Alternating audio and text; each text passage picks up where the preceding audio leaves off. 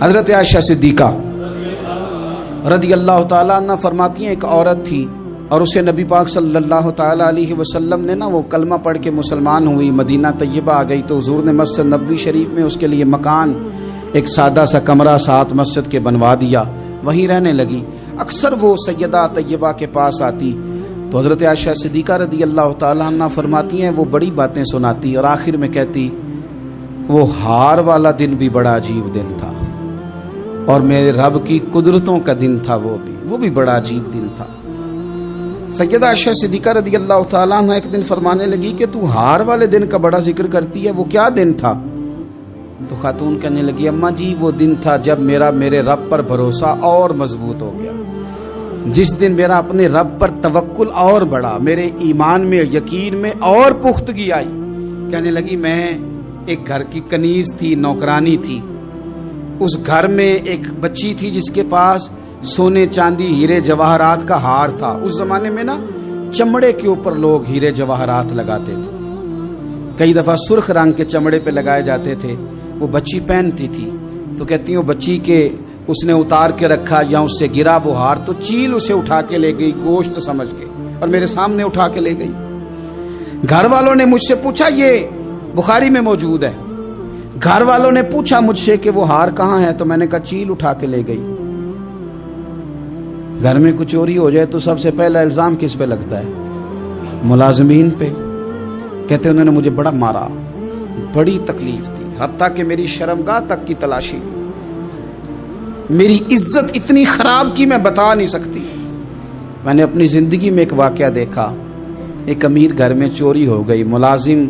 کو اتنا مارا کہ وہ چارپائی پہ پڑ گیا، پولیس والوں سے اتنی مار پڑوائی گئی کہ وہ بیچارہ چارپائی پہ پڑ گیا اور پھر وہ اتنا بیمار ہوا اور کچھ دنوں کے بعد پتہ چل گیا کہ چور تو اپنا بیٹا ہے ان کا، پھر اس کا انتقال ہو گیا۔ اب وہ سیٹھ صاحب اور گھر والے آ کے مرنے والے کے کان میں معافی مانگ رہے ہیں، کان میں۔ تو میں نے ان سے پھر کہا تھا کہ یہ تو اب چلا گیا ہے، تمہارا زور چلتا تھا نا تو تم نے قانون خریدا اور تم نے اسے جتنا ہو سکا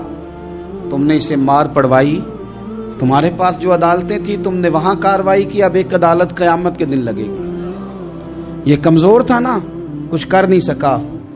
میرے نبی پاک صلی اللہ علیہ وسلم نے فرمایا سن لو، اگر سینگ والی بکری نے بغیر سینگ والی بکری کو تکلیف دی ہوگی نا تو قیامت کے دن اسے بھی بدلہ دینا پڑے گا کہ تیرے پاس سینگ تھے اور تو نے اسے مارا تھا۔ وہ خاتون عرض کرتی ہے سیدہ عائشہ کی خدمت میں کہ مجھے بڑا مارا، مجھے تکلیف دی، میں کہہ رہی تھی کہ میرے سامنے چیل لے گئی ہے پر وہ نہیں مان رہے تھے، اماں جی انہوں نے مجھے بڑا مارا۔ حضرت عائشہ صدیقہ کہتی ہیں پھر کیا ہوا؟ کہنے لگی اماں جی جب کوئی میرا مددگار نہ رہا، مجھے تکلیف دے رہے تھے، رسوا کر رہے تھے، تو میں نے اپنے رب سے مدد چاہی، میرے رب کی طرف میں نے توجہ کی، میں نے کہا مالک اب تو ہی میرا مددگار ہے۔ کہتی ہے وہ مجھے مار رہے تھے تو وہ چیل جو ہار لے گئی تھی وہی لے کے واپس آ گئی اور ہمارے سروں کے قریب لا کے اس نے جب اس ہار کو پھینکا وہ مجھے چھوڑ کے سائیڈ پہ ہوئے، وہ میری بے گناہی جان گئے، لیکن آپ کو بتاؤں اس دن سے میرا اپنے رب پر یقین اور بڑھ گیا۔ مجھے سمجھ آ گئی کہ جب انسان پورا ٹوٹ جاتا ہے اور جب کوئی چاروں جانب اس کا مددگار نہیں ہوتا